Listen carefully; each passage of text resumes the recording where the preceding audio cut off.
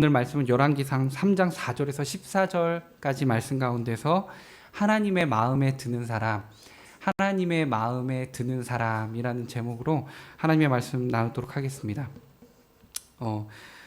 한 가지 이야기를 하면서 좀 말씀을 시작했으면 좋겠는데요. 아버지와 아들이 있었습니다. 아버지와 아들이 있었는데 이 아들은 공부를 좀 잘 못했습니다. 그래서 항상 1등을 했는데 뒤에서 1등을 했습니다. 근데 이제 아버지가 좀 욕심이 생기는 겁니다. 그래서 아들에게 말을 했대요. 아들아, 너 이렇게 계속 꼴찌해서 되겠니? 아빠가 너한테 제안한다. 너가 만약에 이번 시험에서 꼴찌만 안 해도 너의 소원을 다 들어줄게. 꼴찌만 안 해도 너의 소원을 다 들어줄게. 그러니까 아들이 너무 신난 겁니다. 아빠 진짜죠? 아빠 저랑 약속했어요. 근데 꼴찌 안 하면 다 주는 거예요. 그러니까 아빠가 당연하지. 꼴찌만 하지 마. 그런데 하나 조건이 있어. 너 만약에 이번에도 꼴찌하면 넌 내 아들이 아니다. 그러니까 아들이 걱정하지 마세요. 그 약속이나 지키세요. 소원을 들어주신댔어요.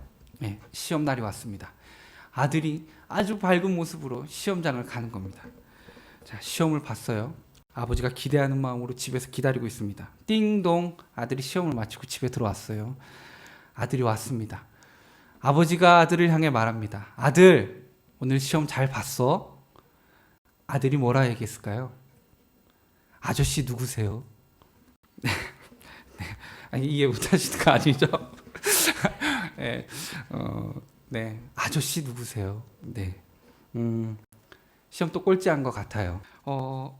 제가 여러분들께 한번 물어볼게요. 만약에 여러분들에게 있어서 정말 어떤 소원도 들어줄 수 있는 능력의 하나님이 여러분한테 이 말을 한 거예요. 너의 소원이 있다면 나한테 한 가지만 말해봐. 내가 들어줄게. 라고 얘기한다면 여러분들은 그 소원을 뭐라 얘기하시겠어요? 우리 좀 행복한 고민을 좀 한번 해보자고요. 야, 소원 한 가지만 말하라는데 이 소원 진짜 꼭 들어준대요. 자, 여러분 얘기해보는 거예요. 한번 생각해보는 거예요. 자, 어차피 우리끼리니까 좀 편하게 저만 여러분한테 얘기하지 않고 여러분들 우리 한번 좀 주고받으면서 얘기해보자고요. 자, 우리 형제님, 자매님 한 분씩 제가 한번 들어보고 싶은데, 그래, 우리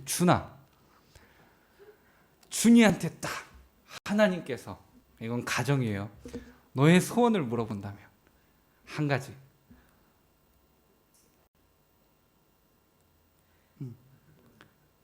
다 들어주실 거야. 한 가지만 말하면 돼. 그 소원 들어주실 거야. 뭐 얘기할 거야?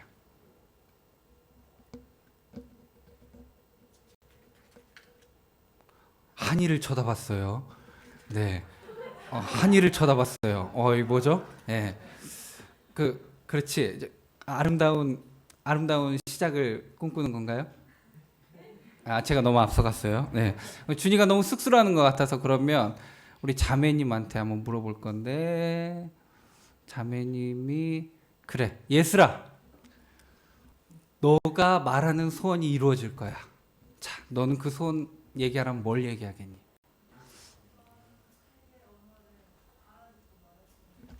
그러니까 모든 세계 언어를 다 알아들을 수 있는 능력, 말도 할 수 있고, 와우, 엄청난 능력이다.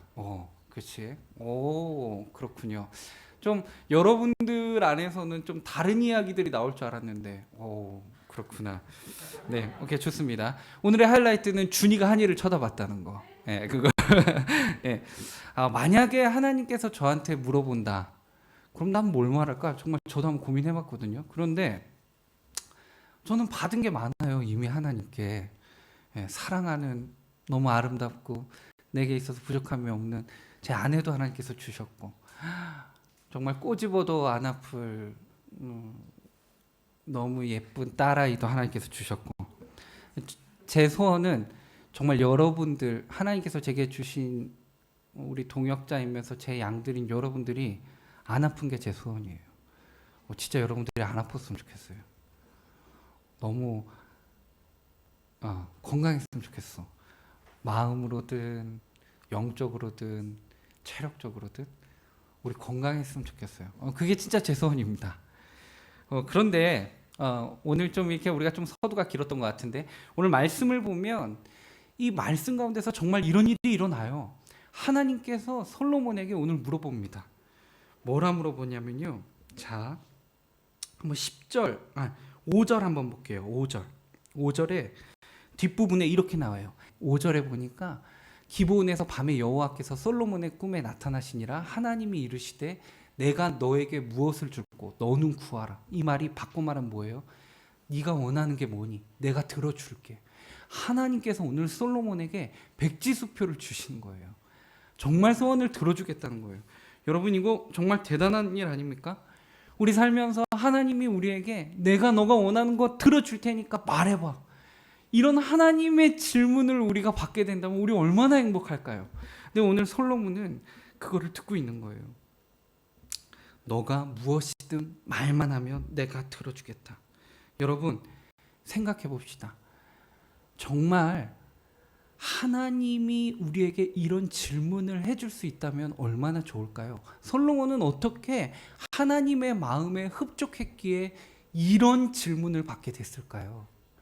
네, 이 말씀의 오늘 배경을 보면서 이 말씀을 이해하면서 우리도 하나님의 마음에 쏙 드는 사람이 되어서 하나님께 이런 영화와 기쁨의 은혜를 누리는 사람이 되기를 간절히 소망해 봅니다. 이 질문을 던져보고 싶어요. 하나님의 마음에 쏙 드는 사람은 어떤 사람입니까? 첫 번째는요, 겸손한 사람입니다.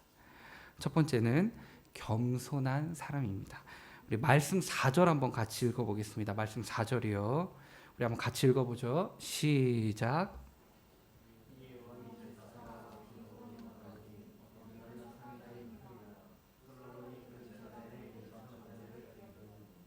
자, 오늘 본문은 솔로몬 왕이 하나님께 제사를 드리러 기브온에 있는 산당으로 가서 거기서 제단에 1,000번제를 드리는 것으로 말씀의 배경이 시작돼요.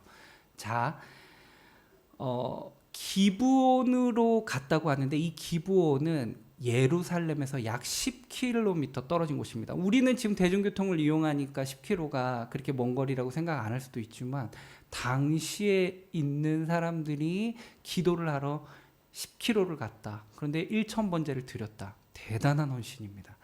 그런데 이 당시는 솔로몬이 지금도 유대인들이 선조로 생각하고 있고 가장 존경하는 왕 다윗의 후대 왕이었단 말이에요. 얼마나 큰 부담을 가지면서 이 왕권을 유지해야 됐겠습니까? 아주 바쁜 시기에 있거든요. 그런데 지금 솔로몬이 한 일은 자신이 왕으로 즉위해서 가장 먼저 한 일은 사람들을 이끌고 약 10km 떨어진 기브온에 위치한 엄청 큰 산당에서 번제를 드리는 거였어요. 이걸 무려 1,000번제를 드렸어요. 그런데 1,000번제는 사실상 문예적 표현이라는 걸 여러분들이 이해하고 가셔야 돼요. 역대하 1장 6절을 보면 이 똑같은 병행 구절이거든요. 똑같은 배경이에요. 자, 역대하 1장 6절을 보면 이렇게 나와요. 여호와 앞 곧 회막 앞에 있는 노 제단에 솔로몬이 이르러 그 위에 1,000마리 희생으로 번제를 드렸더라. 자, 1,000마리 희생 제물로. 자, 이 말은 뭐냐면요. 한 번 제사 때 넓은 기브온 산당에서 제사를 드렸기 때문에 수십 마리의 제물을 올려드려서 그날 제사를 드릴 수 있는 거예요. 그러니까 사실상 1,000일 동안 갈 필요가 없는 거죠. 그렇죠? 네. 그래서 솔로몬이 1,000번의 제사를 1,000일 동안 드린 것이 아니라 1,000마리의 희생을 드린 건데 이것도 하루에 수십 마리씩 드릴 수 있었다. 그래서 사실상 근거 있는 그래도 근거를 두고 있는 신학적 입장에서는 7일에서 10일 정도 걸렸을 것이다라고 봐요. 그리고 이게 꼭 1,000마리는 아닐 수도 있다. 문예적 표현이다. 뭐 우리가 백만장자라고 할 때 정말 이렇게 100만 달러만 갖고 있는 게 아니잖아요. 예, 그것처럼 이렇게 수많은 예배를 드리며 나아갔다. 그냥 그런 의미로 이해하는 게 더 근거가 있다. 좀 그렇게 생각할 수 있습니다. 어찌됐든 중요한 것은 이 중요한 왕이 즉위했을 때 솔로몬이 하나님 앞에 1,000번제를 드리면서 나아갔다는 것입니다. 하나님이 감동하죠. 얘가 왕으로 섰는데 나한테 예배하러 계속해서 예배를 드리러 오는 거예요. 엄청난 하나님 앞에 사랑하는 마음을 표현하고 있는 거예요. 그때 하나님의 마음이 감동해서 하나님이 솔로몬에게 이 질문을 하는 거예요. 내가 너에게 주고 싶은 게 있다. 뭐든지 말해라. 백지수표가 그렇게 해서 나오게 된 거예요. 그런데 오늘 이 솔로몬이 그럼 저에게 뭐를 주세요라고 말을 하니까 하나님이 완전 감동한 겁니다. 어떻게 그걸 나한테 구할 수 있지? 그럼 너가 구한 이것도 주고 다른 것도 다 줄게. 그래서 솔로몬이 부유와 함께 정치력과 그의 이스라엘의 왕 정치는 통치는 전무후무했었던 통치력을 가질 수 있었다는 것입니다. 자, 그런데 그 첫 번째가 바로 겸손함이었다는 거예요. 자, 7절, 8절 제가 한번 읽어볼게요. 7절, 8절. 나의 하나님 여호와여, 주께서 종으로 종의 아버지 다윗을 대신하여 왕이 되게 하셨사오니 종은 작은 아이라 출입할 줄을 알지 못하고 주께서 택하신 백성 가운데 있나이다. 여러분, 솔로몬이 지금 본인을 작은 아이라고 표현하고 있는데요. 솔로몬의 나이가 어린 아이이기 때문에 작은 아이라고 표현한 게 아니에요. 자기 자신이 그 놀라우신 하나님의 능력 앞에서 자기는 너무 작은 아이라고 표현하고 있는 것입니다. 당시 솔로몬의 나이는 20세 전후로 추정하고 있습니다. 그러니까 성인이에요. 그런데 자기 자신을 하나님 앞에 작은 아이라고 겸손하게 표현하고 있다는 것입니다. 그리고요, 여기에서 또 백성 가운데 있나이다라고 말하는 것은 그저 나는 아주 많은 백성들과 저와 다를 바 없는 사람이다라고 표현하고 있는 것입니다. 지극히 자신을 평범함으로 표현하고 있는 솔로몬의 모습은 하나님 앞에 겸손한 모습이었다는 것입니다. 여러분, 그런데 솔로몬이 정말 부족한 사람이었을까요? 그러니까 그렇게 겸손하게 표현한 걸까요? 아니에요. 솔로몬은 왕이 되기 전부터 아주 훌륭한 사람이었습니다. 왕이 되기에 충분한 자질을 가지고 있는 사람이었어요. 수많은 형들을 제치고 왕위를 물려받을 수 있는 능력의 사람이 바로 솔로몬이었고요. 열왕기상 2장에 우리가 오늘 읽었던 전장 2장에서는 다윗의 유언에서 이미 솔로몬을 두고 다윗 왕은 지혜 있는 자라고 칭했었어요. 이미 솔로몬은 탁월한 사람이었다고요. 그런데 하나님 앞에 자기 자신의 자금을 표현하고 있는 거예요. 여러분, 이게 겸손이에요. 우리가 좀 이 겸손의 포인트를 제대로 잡을 수 있어야 되는데, 여러분, 우리가 겸손을 오해할 때 이런 걸 겸손으로 생각해요. 아유, 나 못해. 너가 잘하잖아. 아이, 네가 해. 오케이, 이것도 겸손이죠. 하나님께서 겸손을 기뻐하실 때 이런 겸손은요, 세상 사람들이 더 잘해요. 네. 자, 겸손은요, 하나님 앞에서 나의 자금을 인정하고 하나님의 도우심을 구하는 거예요. 나는 못하는데요. 그런데 하나님은 하실 수 있잖아요. 이 나의 낮아짐, 엎드림. 그러나 높은 하나님은 나를 도와주실 수 있잖아요. 이 믿음이요. 이게 겸손인 거예요. 여러분, 그러면 우리는 겸손한 사람입니까? 교만한 사람입니까? 우리는 참 교만한 사람일 수 있어요. 왜냐면요, 여러분 삶에 있어서 얼마나 많은 선택의 기로에 있습니까? 그때 하나님께는 물어보지 않아도 내가 할 수 있는 것들이 얼마나 많은지 몰라요. 안 물어봐요. 이거는 주님께 기도해야 될 게 아니거든, 내가 생각할 때. 그런데 문제는 그게 생활이 되다 보니 중요한 것도 하나님께 물어보지 않아. 이걸 일단 나한테 제일 잘 도와줄 수 있는 사람을 찾는 거죠. 내가 안 되니까. 그리고 그 사람이 안 되면 결국은 실패했다는 생각 가운데, 절망 가운데 하나님께 기도하는 우리의 모습은 겸손이 아니다. 그걸 교만이라고 하는 거예요. 하나님의 높으심을 인정하며 나는 작은 아이에 불과합니다. 엎드리면서 주의 도우심을 구하는 게 겸손함이에요. 이 솔로몬이 잠언서 썼거든요. 우리가 보는 큐티. 여기에서 겸손함은 그 겸손함을 말하는 거예요. 하나님의 도우심을 구하고 나의 자금을 인정하는 겁니다. 여러분, 우리는 겸손한 사람입니까? 교만한 사람입니까? 문인수 목사님이 집필하신 그리스도인의 착각 25라는 책이 있습니다. 여러분, 이 책 추천하고 싶어요. 어렵지 않고요. 우리들이 생각해 볼 수 있는 신앙 에세이. 여기에 보면 유명한 에피소드, 겸손에 대한 에피소드가 있어요. 여기서 가져온 거예요. 제가 한번 여러분께 읽어드릴게요. 어느 날 성 어거스틴의 제자들이 스승에게 질문을 합니다. 선생님, 그리스도인들의 최고의 덕목은 무엇입니까? 그때 선생님인 성 어거스틴이 대답합니다. 첫째는 겸손입니다. 그럼 선생님 두 번째는 무엇입니까? 둘째도 겸손이다. 셋째는 무엇입니까? 셋째도 겸손이다. 질문이 바뀌어져서 이렇게 물어봅니다. 선생님, 그러면 겸손의 반대는 무엇입니까? 교만이다. 그럼 선생님, 교만이란 무엇입니까? 여기에 대해서 성 어거스틴이 이렇게 대답합니다. 나는 지극히 겸손하다고 생각하는 것, 그것이 교만이다. 나는 지극히 겸손하다고 생각하는 것, 그게 교만이다. 여러분, 교만을 피해갈 수 없어요. 우리는 다 겸손하지 않아요. 교만해요. 우리는 그래도 나는 좀 겸손하다고 다 생각하고 있거든요. 그게 가장 큰 교만이라는 거예요. 우리는 참 교만하고, 교만은 사람을 피해가지 않습니다. 우리는 그 교만의 덫에 항상 넘어지는 사람들입니다. 누구도 예외가 없다는 것입니다. 사랑하는 동경지구촌 청년 여러분, 교만은 저나 여러분이나 누구나 예외 없이 해당되는 찾아오는 것입니다. 교만은 사람을 피해가지 않습니다. 절대 하나님은 교만한 사람을 기뻐하지 않으십니다. 솔로몬의 그 겸손함에 하나님이 감동하시고 기뻐하셨다면, 솔로몬이 만약 교만했다면 하나님은 감동하지 않았을 것이고 기뻐하지 않으셨을 겁니다. 여러분, 우리가 하나님의 감동이 되기를 원하십니까? 하나님의 기쁨이 되기를 원하세요? 하나님이 내가 너에게 다 줄게, 말만 해, 이런 하나님의 은혜를 받고 싶으세요? 그럼 여러분, 우린 첫 번째로 겸손해져야 돼요. 여러분, 우리는 지극히 낮은 자라는 걸 인정해야 돼요. 그리고 하나님 앞에 엎드릴 수 있어야 돼요. 그 겸손을 실천할 때 하나님이 우리에게 은혜를 주실 줄 믿습니다. 아멘이세요? 아멘이시죠? 아멘. 네. 그렇다면 두 번째, 한 걸음 더 나아가서 하나님의 마음에 쏙 드는 사람은 어떤 사람일까? 두 번째는요, 사명에 집중하는 사람입니다. 우리 한번 같이 읽어볼까요? 사명에 집중하는 사람입니다. 아멘. 예. 자, 솔로몬이 하나님께 구한 것을 볼게요. 자, 8절 9절인데요. 제가 8절 읽을게요. 여러분들이 9절 읽어주세요. 주께서 택하신 백성 가운데 있나이다. 그들은 큰 백성이라 수요가 많아서 셀 수도 없고 기록할 수도 없사오니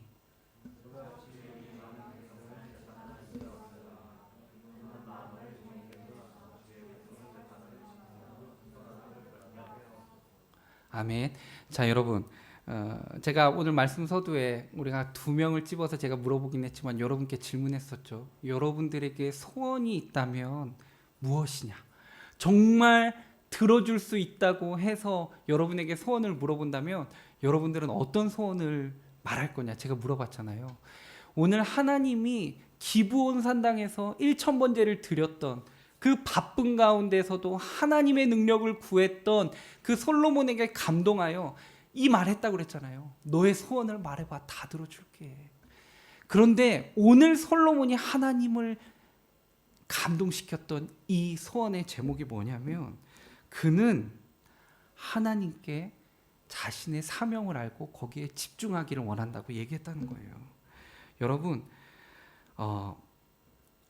우리는 이렇게 아마 소원을 말할 수도 있었을 거야. 난 아까 전에 이 모든 세계의 언어를 구하는 그거 너무 멋진 소원이었는데, 난 여러분들에게 돈이 많이 깨주세요라는 소원이 나올 수 있을 것 같았어. 그런데 아마 또 지금 그렇게 생각하는 사람이 있을지도 모르겠어요. 아니면 내게 정말 멋있는 또는 아름다운 이성 친구를 만들게 해주세요. 결혼을 하게 해주세요. 뭐 이런 소원들도 나올 수 있을 거라 생각했는데, 이 당시의 솔로몬에게 있어서 본인이 왕으로서 한 나라를 이끌어가는 데 있어서 소원을 말하라고 했었을 때에는 분명히 장수하게 해주세요. 부를 누릴 수 있게 해주세요. 원수를 물리칠 수 있는 힘을 주세요가 나오는 게 보통 왕들이 소원을 말하는 내용들이에요. 그런데 오늘 솔로몬은 뭐라 말했냐면, 듣는 마음을 주세요. 내게 듣는 마음을 주세요. 네. 자신이 무엇을 해야 하는지, 본인의 사명이 무엇인지를 분명하게 알고 있고 그것에 최선을 다하기를 원했던, 사명에 집중하기를 원했던 솔로몬의 마음에 하나님이 오늘 감동한 겁니다. 솔로몬은 하나님의 맡겨주신 이스라엘 백성들을 잘 다스리는 것이 그에게 소원이었습니다. 여기서 중요한 것이 무엇이냐면 자신의 사명을 알고 집중했다는 것입니다. 얼마나 바빴겠습니까? 사랑하는 여러분, 하나님께서 여러분에게 주신 사명이 무엇인지 여러분 혹시 알고 계세요? 그 사명을 감당하기에 여러분 최선을 다하고 계십니까? 그렇다면 여러분은 정말 행복한 사람입니다.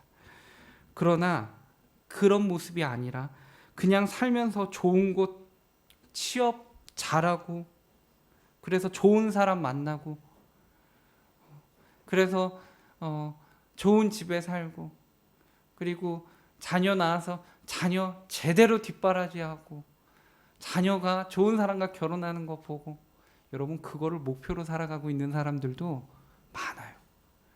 세상 사람들이 그게 목표죠. 그러다가 죽는 거죠. 그런데 지혜로운 사람, 하나님을 감동시키는 사람은 이 세상에 어차피 살다가 죽는 거는 똑같지만 이 세상에 하나님이 살게 해주셨을 때 우리가 어떻게 살아가기를 원하는지를 알고 기도하는 자에게 감동하신다는 거예요. 하나님은 우리에게 분명한 사명을 주셨다는 겁니다. 우리가 어떻게 살아가기를 원하시냐? 하나님의 영광을 위해 살기를 원하시는 거예요. 하나님께서는 우리가 하나님의 자녀로서 그 복음의 감격을 누리고 그 복음의 감격을 전하며 살기를 원하세요. 우리에게는 각각의 사명을 주셨어요. 근데 그 전하는 방법은 각각 다양하게 있는 거죠. 달란트를 다양하게 주셨으니까. 오늘 이 한 나라의 왕으로 세워주신 솔로몬에게 하나님께서는 분명 원하시는 모습이 있었을 거예요. 자신의 사명, 이 나라 백성이 하나님의 은혜 가운데 살기 원하기를 원하는 이 솔로몬의 기도는 하나님을 감동시키신 것입니다. 여러분, 이 일본 땅에서, 이 여러분의 일터에서, 학교에서, 또 여러 세상의 다양한 곳에서 여러분이 하나님의 자녀로서 해야 할 일이 무엇인지를 위해서 여러분 기도하고 물어보십시오. 그리고 그것을 위해 나아가십시오. 그것이 하나님을 감동시키는 모습입니다. 그 모습이 하나님이 여러분을 기쁘게 생각하게 하는 것이라는 것입니다. 하나님을 감동시키는 저와 여러분이 되기를 원합니다. 여러분, 내가 할 수 있는 거 한번 찾아보는 거예요. 나의 사명, 내가 하나님을 위해서 무엇을 할 수 있을까? 여러분 기도해 보시고 찾아보는 거예요. 그리고 이번 한 주 한번 실천해 보는 거예요. 하나님의 영광을 위해서 한번 살아보는 것입니다. 여러분, 이걸 위해서 고민 안 하잖아요. 기도 안 하잖아요. 그게 내 생활 패턴이 되잖아요.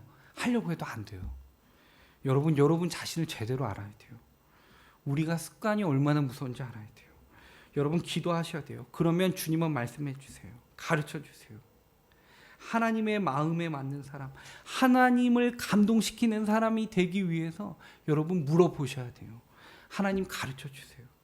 그리고 하나님을 감동시키기 위해 내 사명의 발걸음을 내딛는 여러분들이 되시기를 주님의 이름으로 축복합니다. 자, 마지막으로 세 번째예요. 자, 하나님의 마음에 쏙 드는 사람은 어떤 사람인가? 상대방을 섬기는 사람입니다. 자, 11절에요. 그 듣는 마음, 그 지혜를 구했던 솔로몬에게 하나님이 어떻게 대답하시는지 볼게요. 11절이요.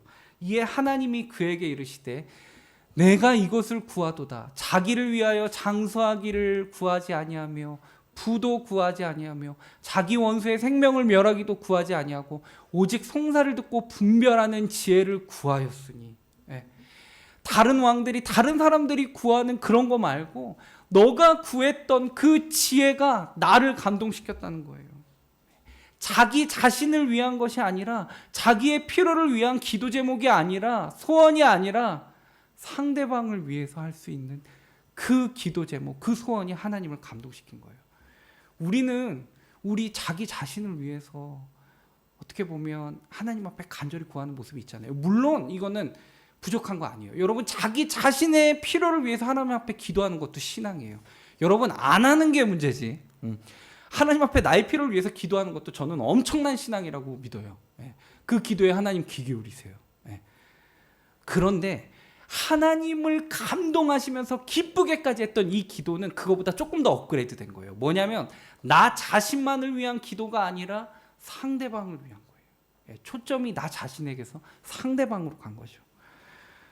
본인의 왕의 통치를 위해서 자기 자신을 위한 것이 아니라 백성들을 위해서 하나님을 위해서 소원을 말했던 이 솔로몬의 고백이 하나님을 감동시켜요.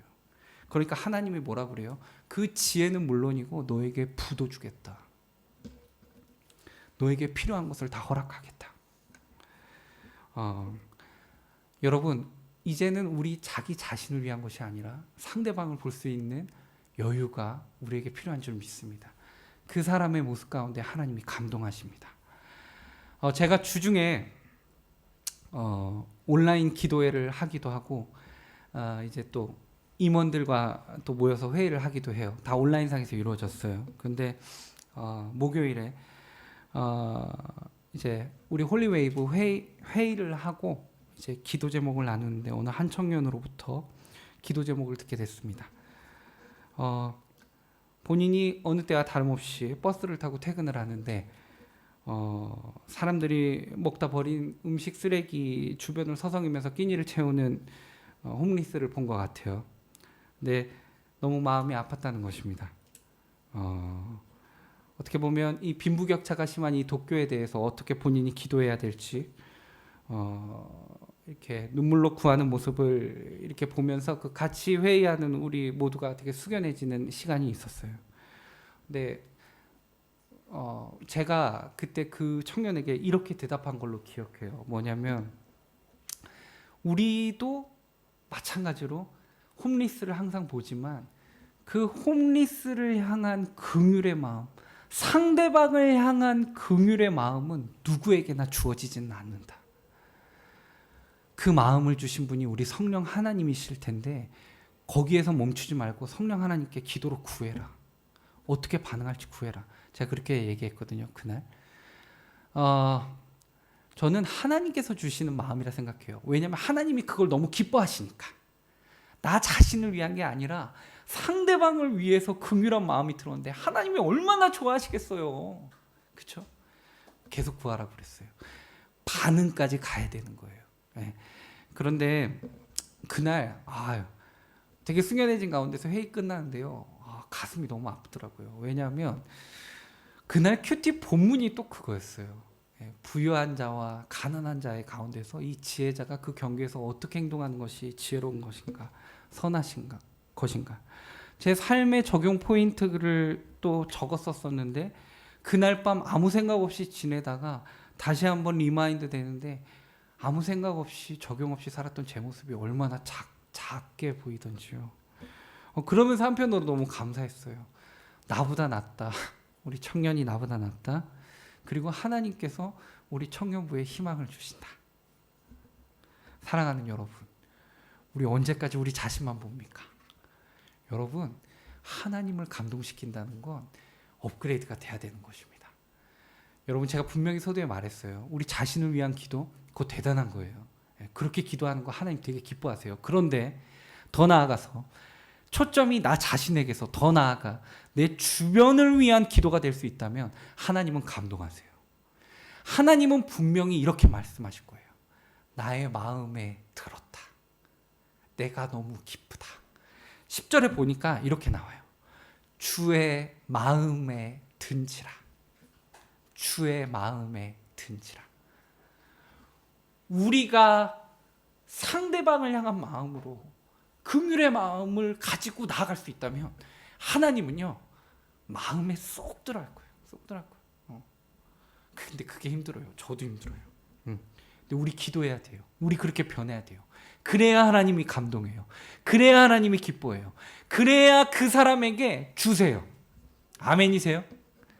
우리 이제 시선을 돌려야 돼요. 여러분, 이제 말씀을 좀 맺으려고 합니다. 여러분 많이 바쁘죠? 바쁘게 살아가죠? 네. 제가 먼저 연락하다면 연락 안 주시더라고요. 우리 너무 바쁘더라고요. 네. 연락을 했는데 일이 안 주어져. 네. 카톡을 확인을 안 해. 바쁜 거 알아요. 네. 뭐라 하는 거 아닙니다. 여러분 바쁘다는 걸 제가 이해하고 있다는 겁니다. 근데 저는 그래도 교회에 있으니까 전 여유가 있는 줄 알았는데 저도 분주하더라고요. 제가 그걸 언제 깨달았냐면 제가 주아 학교 가는데 데려다 주고 데리러 오거든요. 근데 주아가 갑자기 초등학교 4학년짜리가 아빠랑 같이 손잡고 가는데 우와 하는 거예요. 제가 놀랬어요. 우와. 왜? 주야 왜? 아빠 하늘 봐봐. 하늘 보는데 구름이 너무 예쁜 거예요. 다다다다다 이렇게 막 이렇게 예쁘게 이렇게 하나님께서 이렇게 손 보신 것처럼 너무 예쁘게 구름이 만들어져 있더라고요. 주아가 그걸 보고 우와 너무 예쁘다 하는 거예요. 근데 제가 그 하늘을 보면서 무슨 생각했냐면요. 예쁘네. 예쁘네. 난 인스타에서만 사람들이 찍은 사진으로 하늘을 봤는데 내가 하늘을 정말 안 쳐다보는 사람이었구나.